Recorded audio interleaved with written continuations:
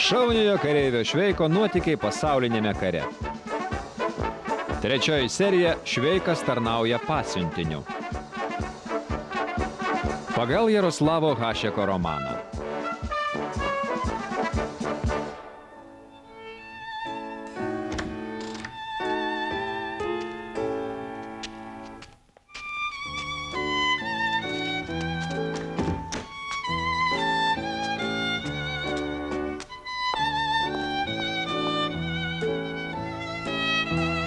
Leitenantas Lukašas.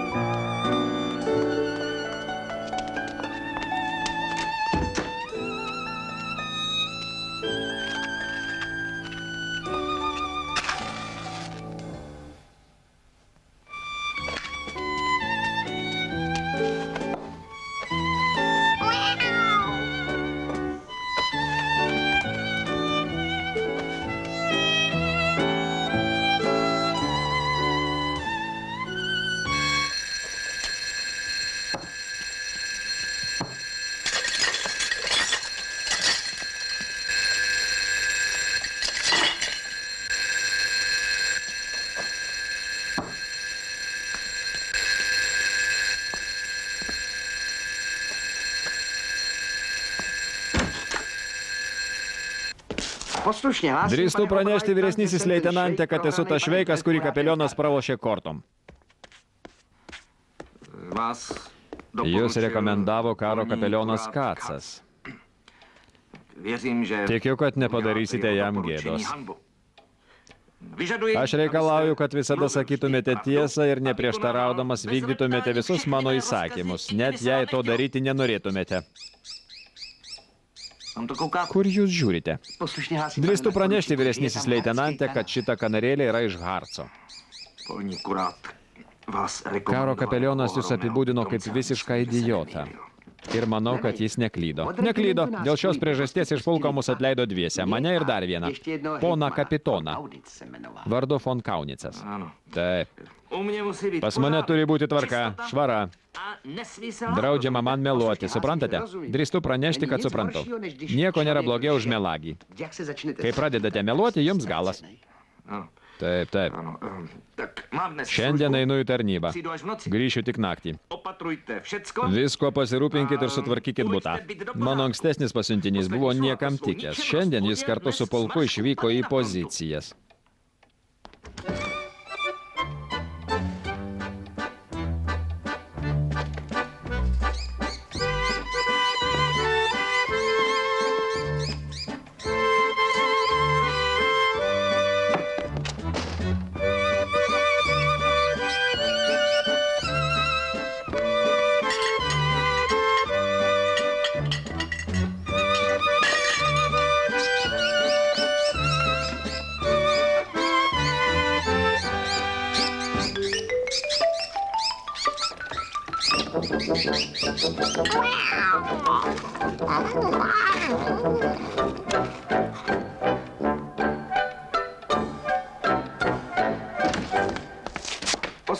Drįstu pranešti vyresnysis leitenantė, kad viskas sutvarkyta. Tik jūsų katė pasielgė chuliganiškai ir suėdė jūsų kanarėlę. Kaip tai? Aš nemaniau, kad ji pasielgs taip šiurkščiai. Jeigu liepsite, kad ją už tai pribaigčiau, galiu prispausti tarpdurį. Matau, žinote, kaip elgtis su gyvūnais. Turbūt esate jiems nebejingas, mylite juos. Taip, labiausiai myliu šunis. Prekyba jais yra pelninga tam, kas moka juos pardavinėti. Kai aš kadaise prekiavau gyvūnėliais, atėjo pas mane viena ponia. Jos papuga ištrūko į sodą. Tuo metu berniukai ten žaidė indėnus. Jie papugą sugavo, išplėšė ją iš uodegos visas plunksnas ir pasipuošė jomis kaip policininkai. Ta papūga iš gėdos, kad liko be uodegos, sunegalavo, o veterinaras pribaigė ją kažkokiais milteliais. Ponia norėjo nusipirkti naują papūgą, bet padorę, o ne kokią neišauklėtą. Aš turėjau tik piktą buldogą. Taigi, vyresnysis leitenante, įtikinėjau tą ponę nuo 4 valandos popiet iki 7 vakaro, kol ji vietoj papūgos nupirko tą piktą buldogą. Jei išeinant pasakiau, tegu tik pabando berniukui jam nutraukti uodegą. Daugiau aš tos ponios nemačiau, nes ji turėjo įsikraustyti iš Prahos tam buldogui, sukandžiojus visus kaimynus. Patikėkite, ponė vyresnysis leitenante, gauti gerą gyvūną yra labai sunku. Aš labai myliu šunis. Kai kurie mano draugai pasiėmė į frontą šunis ir rašė man, kad tokio ištikimo ir atsidavusio gyvūno draugijos dėka karas jiems nėra toks baisus. Kokia veislė jūsų manymu yra geriausia? Turiu omeny šunį, kaip bičiulį. Mano manymu, ponė leitenante, pinčeris yra labai... Na, aš klausau. Yra labai mielas šuo. Jis toks bjaurus, kad net gražus. Pažinojau vieną gražų grinaveislį pinčerį. Jo vėlu, turiu įsimiegoti. Rytoj vėl eisiu į tarnybą. Taigi jūs visą dieną galite paskirti pinčerio paieškai.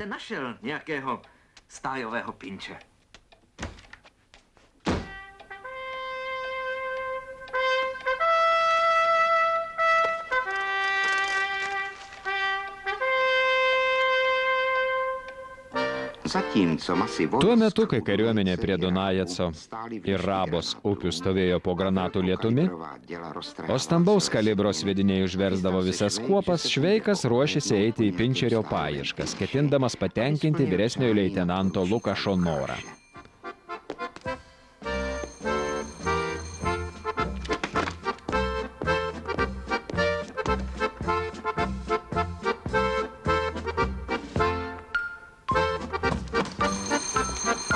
Leitenantas Lukašas.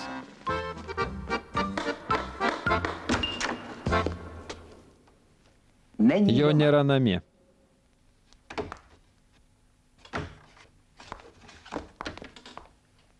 Įneškite šiuos lagaminus į miegamąjį. Be pono leitenanto sutikimo aš to daryti negaliu.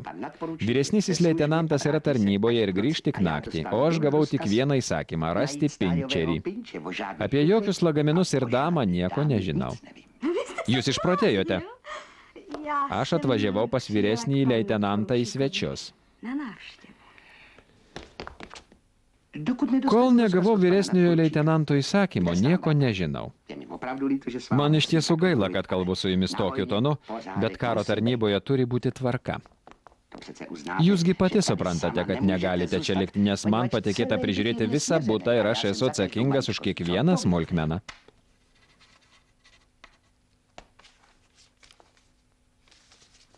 Perduokite šį laiškelį vyresniajam leitenantui. Aš tuo metu palauksiu atsakymo. O čia jums 5 kronos. Keliui nieko nebus. Pasilikite 5 kronas. Ir jeigu norite, prašom eiti su manimi į kareivinės. Rakinu.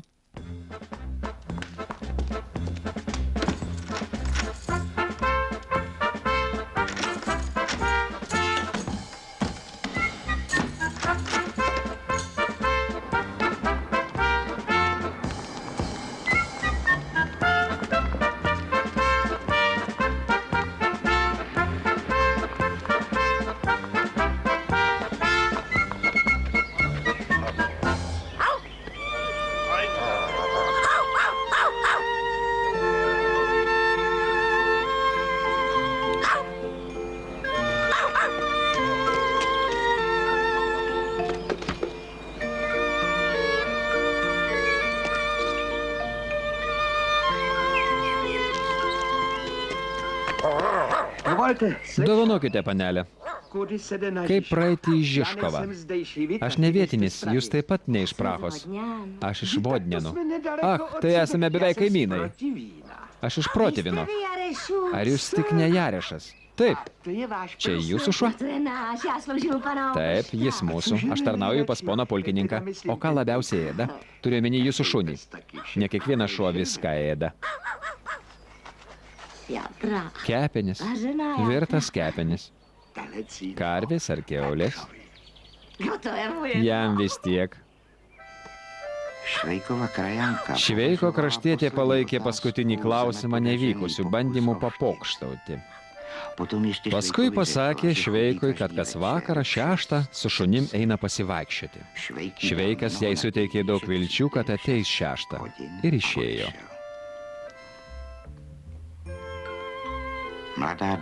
Jaunoji dama nusprendė su Šveiku neiti ir verčiau palaukti leitenanto atsakymo restorano terasoje.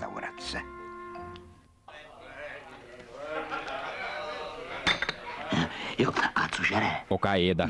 Kepenis. Virtas kepenis. Duosiu jam karvės kepenų. Jų dėka prisijaukinau fabrikanto Ondros ypatingai ištikimą senbernarą. Rytoj atvesiu tau sveiką šunį.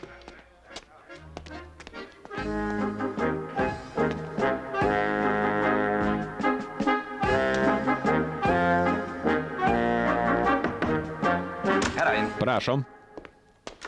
Drįstu pranešti, vyresnysis leitenantė, kad kažkokia dama... Drįstu pranešti, kad ta dama siunčia jums laišką ir laukia atsakymo. Mielasis Henrikai, mane vejasi vyras. Aš būtinai turiu pas tave porai dienų pasislėpti. Tavo pasiuntinys neraliuotas galvėjas. Aš esu nelaiminga. Tavo katė. Ši dama rašo, kad jūs esate galvijas. Ką jūs jai padarėte? Aš jai nieko nepadariau. Drįstu pranešti, vyresnysis leitenantė, kad elgiausi kaip pridera. Bet ji norėjo įsikurti bute. Kadangi neturėjau jūsų įsakymo, neleidau jai likti. Be to atvažiavo su 2 lagaminais. Kaip namo.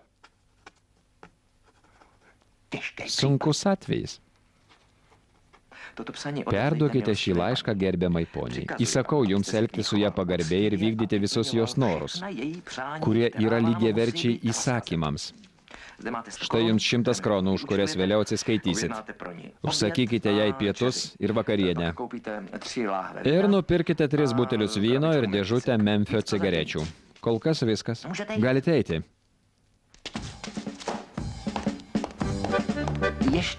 Dar kartą jums primenu, kad turit vykdyti visus norus, kuriuos perskaitysite jos akyse.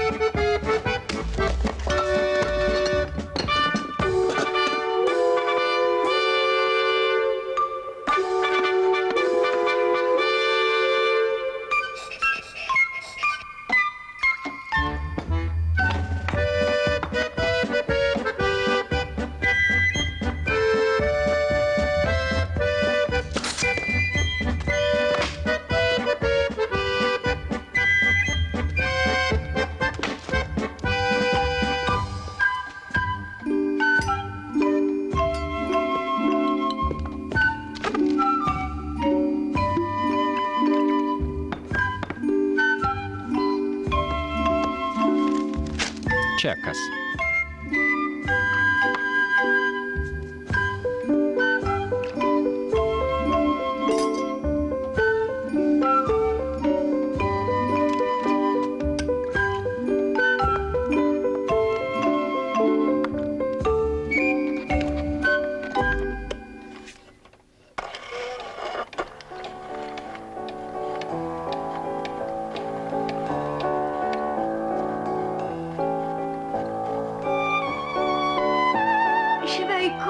Šveikai. Šveikai. Šveikai. Užeikite vidun. Nesundytasi. Maukitės tuos batus. Kalau Ir kelnes.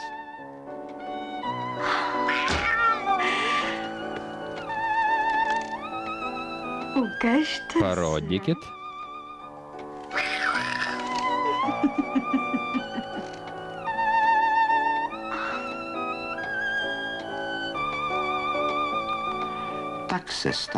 Kai vyresnysis leitenantas grįžo iš kareivinių, šaunusis kareivis Šveikas galėjo su gryna sąžine raportuoti. Drįstu pranešti vyresnysis leitenantė, kad įvykdžiau visus ponios norus. Aptarnavau ją sąžiningai, kaip jūs įsakėte. Dėkoju jums, Šveikai. Ar daug norų ji turėjo? Kokius 6? Dabar miega kaip užmušta. Aš įvykdžiau visus norus, kuriuos perskaičiau jos akyse. Šveikai. Dar prisikentėsim dėl tos damos. Geriausia būtų, jei vyras, nuo kurio jį pabėgo, sužinotų, kur jį yra ir atvažiuotų jos paimti. O ką jeigu išsiųstumėt jam telegramą, kad gali atvažiuoti ir ją parsivežti? Pamatysi, telegrama išeis į gerą. O jei ir klius porą antausių, tai niekis. Nėra abejonės. Aš turiu su juo pasikalbėti. Išsiųsiu telegramą.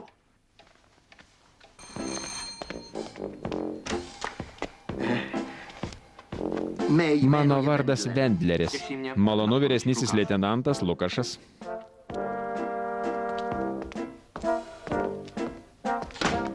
Prašom sėstis, ponė Vendleri. Norėsite cigaretės? Kada atvykote? Šiandien ryte. Džiaugiuosi, kad radot mane namie.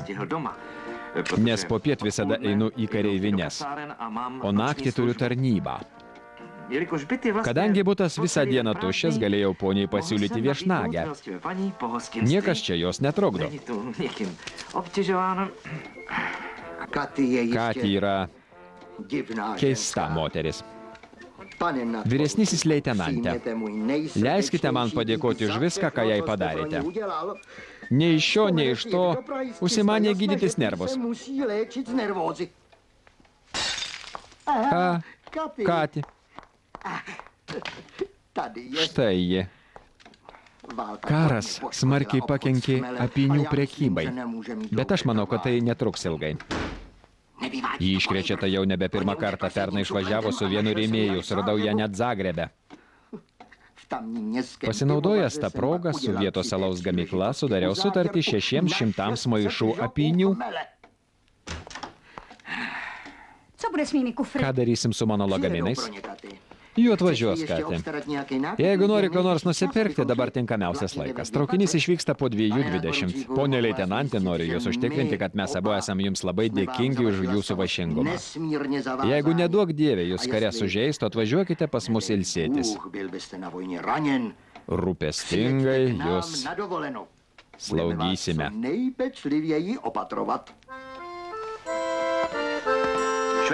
Šveikai. Einu į tarnybą. Kaip reikalai su to šunim, kurio ieškojot? Turiu vieną nusižiūrėjęs, vyresnysis leitenantė. Nepaprastai gražus šuo, bet gauti jį bus sunku.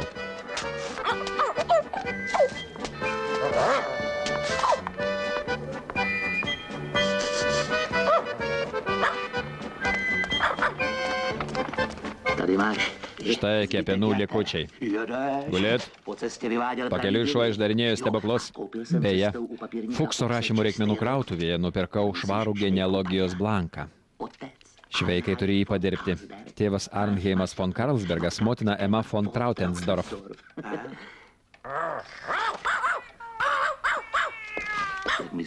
Kaip tau atrodo, kiek jam metų? Sprendžiant iš dantų, 2. Parašyk 1,5. Kokį vardą rašysi į genealogijos blanką? Jį vadino Foksu. Reikia kažko panašaus, kad iškart priprastų. Galbūt Maksas. Maksai? Tik pažiūrėk, blahnikai, kaip ausys pastatė. Iki pasimatymo. Turiu eiti. Beje, nevedžiok jo per Havličeko aikštę, kad neatsitiktų kokia nors nelaimė. Der Teufel soll den Kerl busserieren! Kad jį kur velniai nujotų šitą niekšą. Su šito bandito aš bemat susidorosiu. Nepatarčiau jums jo vestis per Havličeko aikštę. Ten valkiojasi vienas piktas šuo iš mėsinės, kuris smarkiai kandžiojasi. Vos tik pamato savo apylinkėse svetimą šunį, bijo, kad jam ko nors nesuėstų.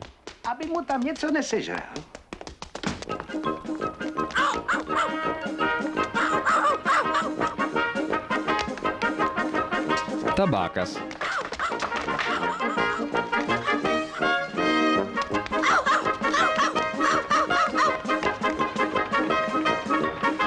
Havličeko aikštė. Stok! Vyresnysis leitenante. Nuo kada karininkai turi madą vaikštinėti su vogtais šunimis? Dovanokite, ponė, šitas šuo. Ponė pulkininkė, čia mano Foksas. Pasivaikščiojimai su vogtais šunimis, vyresnysis leitenante. Nepridera karininko garbei. Fronte jums to daryti neteks. Garbės žodis, užtikrino jūs, kad per 3 dienas jūs būsite 91-ame Budejovicų pulke, kur yra formuojami žygio batalionai. Galite nedėkoti.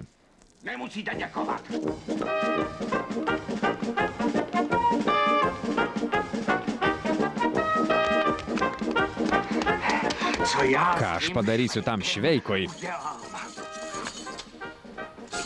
Aš tą pašlemėką užmušiu. Drįstu pranešti, ponė leitenante, kad netekome katės. Jis suėdė batų tepalą ir padvėsė. Aš ją įmečiau į rūsį. Tik tai į kaimynų. Kodėl jūs atvedėt vogtą šunį? Kodėl priėmėt tą galviją į butą? Kad jūs pradžiuginčiau, vyresnysis leitenante. Ar žinote, šveikai, kas yra žygio batalionas? Drįstu pranešti, kad žygio batalionas yra žygbatas, o žygio kopas žygiakopė. Mes juos nuolat trumpiname. Tai reiškia, šveikai, kad jūs važiuosite su manimi į žygbatą, jei jums patinka toks sutrumpinimas. Ir nemanykite, kad fronte išdirbinėsit tokias kvailystes, kaip čia. Jūs patenkintas? Drįstu pranešti, ponė leitenante, kad esu labai patenkintas. Bus nuostabu, kai mes abu krisime už jo didenybę imperatorių ir jo šeimą.